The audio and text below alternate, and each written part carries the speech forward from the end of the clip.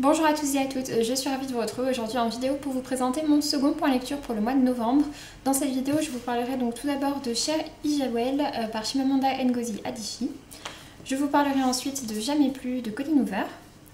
Après ça, je vous parlerai de Wicked, la véritable histoire de la méchante sorcière de l'Ouest par Gregory Maguire. Et je terminerai du côté des romans avec Le Corbeau d'Oxford par Faith Martin. Et ensuite, j'ai donc deux ouvrages graphiques à vous présenter. Je vous parlerai tout d'abord de l'artbook Draconis par Shane et Nimou. Et ensuite, je vous parlerai du premier tome de Heartstopper par Alice Oseman. Du coup, je vais démarrer tout de suite et je vais demander donc avec ceci, donc Cher Ijawel ou Manifeste pour une éducation féministe par Chimamanda Ngozi Adichie. Il est publié aux éditions Gallimard. C'est donc un petit manifeste en fait qui fait un peu moins de 100 pages, il fait à peu près 80 pages, dans lequel en fait Chimamanda Ngozi Adichie nous retranscrit à peu de choses près une lettre qu'elle a envoyée à une amie à elle quand son amie lui a demandé comment est-ce qu'elle pouvait élever du mieux possible sa fille en lui donnant une éducation féministe. Et donc elle avait demandé à Chimamanda Ngozi Adichie de lui donner des conseils et du coup elle lui avait écrit une lettre. Et donc ensuite elle a un petit peu retravaillé cette lettre pour la publier ici. En sachant qu'il y a au début je crois une préface dans laquelle elle explique que voilà, il y a des choses qui ont changé et puis en devenant elle-même mère elle s'est rendue compte qu'il y avait certaines choses qui n'étaient pas forcément toujours évidentes à mettre en place, mais qu'en tout cas c'était des idées vers lesquelles il fallait peut-être tendre ou des idées sur lesquelles il fallait réfléchir. Ce que j'ai beaucoup aimé ici, c'est qu'on est sur un... Enfin, que ce qu'elle donne comme image pour faire évoluer les choses, c'est toujours des choses qui sont vraiment dans l'acceptation de l'autre, dans la bienveillance, dans l'acceptation de tous les autres en fait, de la différence, du fait d'apprendre à s'aimer soi-même en tant que personne différente. Elle dit par exemple à son amie de donner à sa fille en fait aussi des modèles de femmes noires auxquelles elle aura envie de ressembler, parce que voilà, elle se reconnaîtra pas forcément dans les modèles qu'on lui donnera à la télévision, etc. Et du coup de l'importance qu'il y a de lui donner aussi des modèles qui peuvent plus lui ressembler ou ce genre de choses. Et j'ai vraiment bien aimé, donc c'est en différents points. C'est des suggestions, donc il y a plusieurs suggestions et à chaque fois ça concerne donc 15 suggestions qui concernent certains thèmes. Ça parle par exemple de... là je tombe donc sur lui parler de sexe, lui parler d'amour, lui parler de la différence. Apprends-lui à questionner la façon dont notre culture utilise la biologie de manière sélective comme argument pour justifier des normes sociales ou différentes choses. Fais soigneusement ta façon d'aborder son apparence physique pour ne pas juste la recommander sur son apparence physique, ne pas lui dire par exemple ta jupe est trop courte, ça fait mauvais genre, mais lui dire je trouve que telle autre jupe te va mieux, ou ce genre de choses, de pas la dévaloriser, de pas dévaloriser ses choix, etc. Enfin pas mal de choses. Apporte-lui un sentiment d'identité, apprends-lui à ne pas se soucier de plaire. Ne présente jamais le mariage comme un accomplissement. Enfin voilà, il y a plein de... Apprends-lui à lire, apprends-lui à questionner les mots. Enfin voilà, il y a plein comme ça de thèmes qui sont à chaque fois développés. J'ai trouvé ça vraiment très intéressant et voilà, il y a plein de petites choses qui font réfléchir, qui sont intéressantes à voir dedans. J'aime beaucoup les valeurs, j'aime beaucoup le ton qu'il y a ici, qui est vraiment le ton très propre à l'écriture de Chimamanda Ngozi Adichie, que j'avais déjà pu voir dans Nous sommes tous des féministes, mais aussi dans son très beau roman Americana. Donc voilà, il y a vraiment un ton particulier pour parler des choses et un ton un petit peu avec de l'humour, avec pas mal d'images, etc. Et j'aime vraiment beaucoup de manière générale ce qu'elle dit. Du coup voilà, ça n'a pas fait exception à la règle ici. Et du coup j'ai mis la note de 18 sur 20. Ensuite, j'ai donc lu Jamais plus par Colleen Hoover, publié aux éditions Hugo Roman. C'est un texte que j'ai depuis très longtemps dans ma pile à lire, que j'ai quand même pas mal fait traîner, alors que j'aime de manière générale beaucoup les écrits de Colleen Hoover. Celui-ci avait de plus très bonne presse. C'est un roman que j'ai bien apprécié. Après, c'est pas celui que j'ai préféré de Colleen Hoover. Peut-être que si je l'avais lu à la période à laquelle j'adorais les romans de Colleen Hoover, vraiment, peut-être que je l'aurais plus apprécié. C'est vrai que là, pour le coup, ça faisait longtemps que je n'avais pas lu. Et en plus de ça, le dernier que j'avais lu, c'était November 9, qui m'avait pas forcément beaucoup plu, que je trouvais un peu dérangeant par certains aspects en fait. Donc voilà, du coup j'étais assez curieuse de découvrir Jamais plus. Jamais plus, c'est un roman dont le thème n'est pas trop abordé, comme c'est assez souvent le cas avec Colleen Hoover. Et pour pas vous spoiler, je ne vais pas vous dire exactement de quel thème ça parle. En tout cas moi pour ma part j'étais déjà au courant de ce dont ça parlait avant de le découvrir. Ça reste quand même un sujet avec un trigger warning et qui est pas forcément facile à lire pour tout le monde. Donc je vous mettrai le sujet dont ça parle à la toute fin de ma barre d'informations, vraiment genre à la toute fin. Comme ça, ceux qui ont envie de le lire, vous pouvez aller voir donc le sujet dont ça parle. Pour vous parler du coup de ce roman sans vous parler de ça, ça va être un petit peu compliqué. En gros, on suit l'histoire de Lily, qui est une jeune fille qui grandit avec ses parents, qui sont pas forcément, c'est pas forcément la famille la plus géniale au monde. Et on va la suivre au départ à l'enterrement de son père, sauf qu'au moment de faire l'éloge funéraire de son père, elle ne trouve rien de positif à dire sur lui.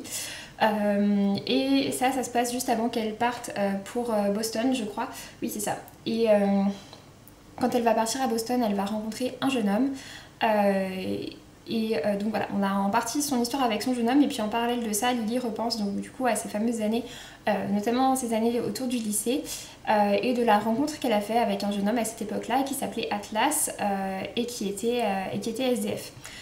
Toute cette histoire avec Atlas, elle l'a retranscrite dans un journal, et donc régulièrement au fil du récit, en fait, elle se replonge dans les écrits qu'elle a eus à cette époque-là et dans ce qu'elle a écrit sur sa relation avec Atlas.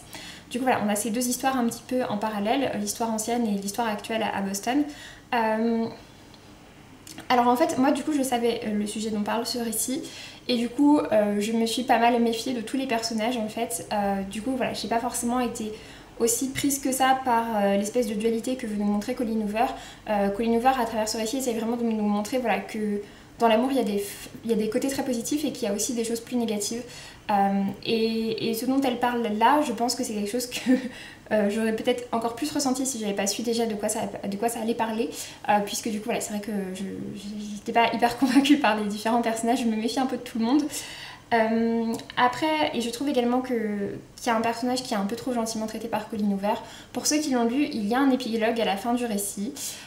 Et j'aurais aimé que le roman soit un peu plus dans la lignée d'épilogue, que ce qui est mis dans l'épilogue prenne plus de place dans le récit. Voilà. Mais donc bon. Après, donc, ça reste un récit que j'ai trouvé très très prenant, très addictif, comme un peu toujours avec Colleen Hoover. J'aime beaucoup ça, j'ai vraiment bien accroché aussi au personnage de Lily.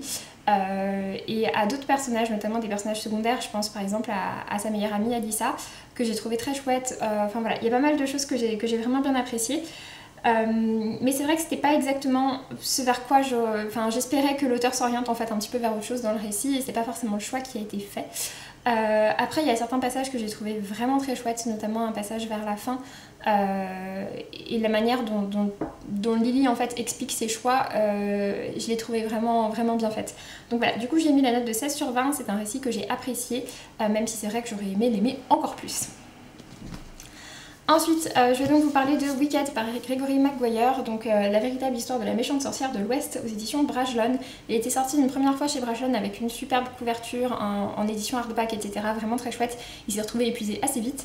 Et donc, après pas mal de pression, on va dire, sur les éditions Brajlon afin que ce livre soit réédité, ils l'ont sorti du coup dans cette édition qui est l'édition qui sort tous les ans avec les 10 ans, 10 romans, 10 euros. Donc au prix de 10 euros, il est sorti cet été, et du coup je l'avais acheté cet été en me le gardant de côté forcément pour la période d'Halloween, vu que ça s'y prête plutôt bien. Et on est donc ici sur une réécriture autour donc de la méchante sorcière de l'Ouest qu'on retrouve dans Le Magicien d'Oz. C'est un récit que j'ai bien apprécié, c'est un récit en fait qui se divise en 5 parties si je dis pas de bêtises. Et du coup on va suivre l'histoire d'Elphaba, la fameuse sorcière. On a une petite carte au début en plus aussi. Et les différentes parties sont... c'est le prologue. Et les différentes parties sont présentées comme ça avec des en-têtes que je trouve vraiment chouettes. Et donc voilà, on a 5 différentes parties qui traitent en gros de 5 périodes différentes de la vie d'Elphaba. La première, c'est vraiment sa naissance, son enfance. Ensuite, il y a une période plus à l'université. Et ensuite, différentes périodes de sa vie un peu plus d'adulte. J'ai bien aimé la manière dont c'est présenté. Après, je dois dire que c'est vrai que je m'attendais à un roman un peu plus accessible en termes de niveau de langue. Je pensais qu'on était plutôt sur un récit young adulte et c'est pas vraiment le cas. C'est quand même un niveau de langue assez travaillé, assez riche. Et en plus de ça, donc on est quand même sur une mise en page de Brajlon qui est pas hyper aérée. Donc voilà, c'est vrai que c'est un récit qui se lit pas forcément très rapidement, qui est assez lent en plus dans l'histoire en elle-même. puisque du coup voilà, on la suit à travers différentes époques, on a quand même de très nombreux personnages secondaires. Du coup c'est vrai qu'il fallait au départ il fallait un petit peu réussir à caser tout le monde, même si finalement les personnages sont tous assez différents et on arrive je trouve assez bien à les différencier une fois passé les premiers chapitres. Donc voilà, j'ai vraiment trouvé ça chouette, j'ai beaucoup aimé donc justement cette diversité dans les personnages secondaires. Et ça a été du coup voilà, une bonne lecture pour moi, j'ai bien aimé l'histoire. Après il y a certaines parties de l'histoire auxquelles j'ai un peu plus accroché que d'autres, mais ça a quand même été une bonne lecture dans l'ensemble. Je suis contente de l'avoir découvert. C'est vrai que c'est pas un récit forcément qui a plu à tout le monde, je peux comprendre pourquoi, notamment de par, comme je disais, l'écriture et le rythme du récit, mais pour ma part ça m'a plutôt bien plu. Du coup voilà, je lui ai mis la note de 16 sur 20. Donc n'hésitez pas à le découvrir si ça vous tente, mais voilà, en sachant juste que c'est un récit qui est pas forcément le récit le plus dynamique et le plus addictif dans l'écriture, etc. Mais pour ma part, c'est pas quelque chose qui me dérange. Et donc, pour terminer du côté des romans, j'ai donc lu Le Corbeau d'Oxford par Faith Martin, donc une enquête de Loveday et Ryder. C'est sorti aux éditions HarperCollins dans leur collection noire et il est donc sorti le 13 novembre, donc tout récemment. C'est un roman que j'ai reçu de leur part, je les remercie pour cet envoi. Ça a vraiment été une bonne découverte de mon côté. On est ici donc sur un récit qui se passe entre 1955 et 1960 dans la campagne d'Oxford et on va suivre en fait pas mal de personnages différents. Au départ il m'a fallu un petit peu de temps pour mettre en place tous les différents personnages.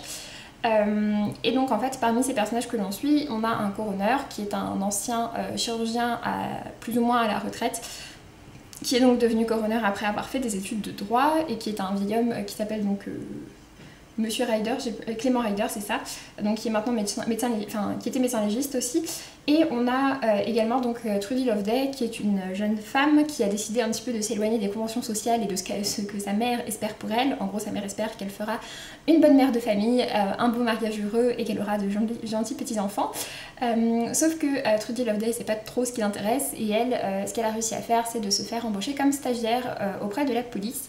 Et elle est vraiment ravie de faire ça, même si au départ on lui donne que des missions un peu pourries, du genre aller vérifier dans les parcs qu'il n'y a pas de fauteurs de troubles, etc. Donc voilà, elle s'ennuie un peu. Et en fait on a ce fameux Clément Ryder qui va décider en fait en relisant un dossier de se replonger donc, dans une enquête qui a eu lieu 5 ans auparavant au moment de la mort d'une jeune fille. Il va pour ça demander à ce qu'une personne lui soit assignée et à ce que quelqu'un du coup l'aide. Le commissaire de police, il n'est pas forcément hyper emballé, il n'aime pas forcément Clément Ryder et du coup il décide de lui envoyer donc la fameuse petite Trudy Loveday. Et du coup à partir de là on a notre duo d'enquêteurs qui se forme entre donc la jeune stagiaire et le vieux monsieur.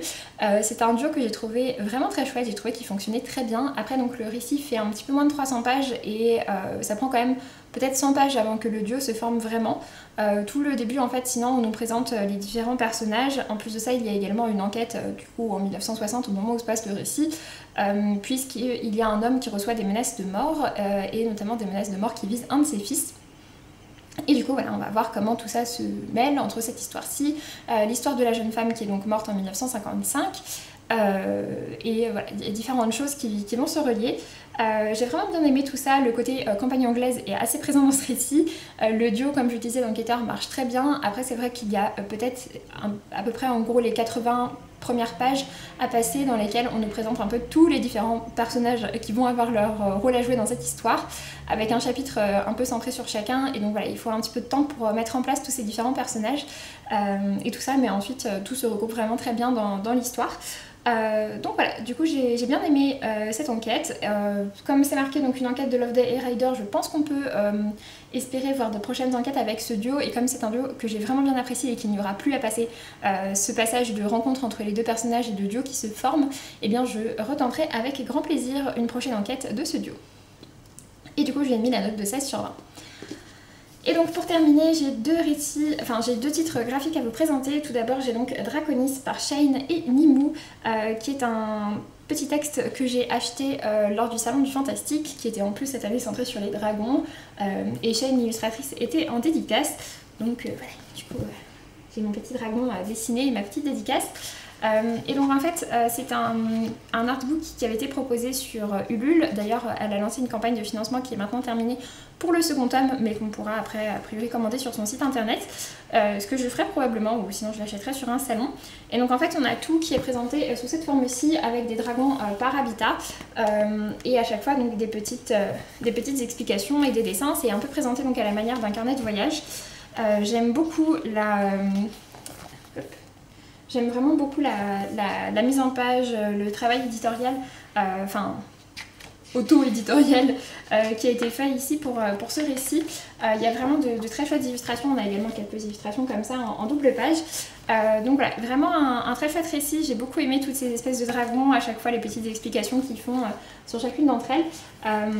Ouais, voilà, j'ai trouvé que c'était vraiment très chouette, que c'était un bel objet livre, et j'ai beaucoup aimé les dessins, j'ai beaucoup aimé le ton donné dans tout ça, où c'est vraiment le côté bon, on a entrepris notre voyage pour aller rencontrer le grand dragon machin, et voilà, j'ai vraiment trouvé ça très chouette. J'ai mis la note de 17 sur 20 et du coup je me procurerai avec plaisir le second tome à l'occasion. Et donc le second dont je vais vous parler, il s'agit de Heartstopper, le tome 1, donc Deux garçons, une rencontre, par Alice Oseman. C'est publié aux éditions Hachette, et on est ici donc sur un roman graphique comme vous pouvez le voir, avec donc un trait de dessin assez simple et plutôt peu de texte de manière générale. Et donc on a cette histoire en fait entre deux personnages. Ce sont deux garçons qui sont dans le même établissement, ils sont pas dans la même classe. Je crois qu'ils ont 1 ou 2 ans de différence, et il y en a un des deux, donc Nick, si je dis pas de bêtises, qui est un... Oui c'est ça, c'est Nick et Charlie. Donc Nick, celui-ci est un rugbyman, il est assez populaire, et en face on a Charlie qui lui est un jeune homme un peu plus jeune, qui est passionné par la musique, qui a un petit côté geek, qui n'est pas forcément hyper apprécié de tout le monde. C'est un garçon qui... je sais plus exactement s'il a fait son coming out, ou en tout cas tout le monde sait qu'il est gay.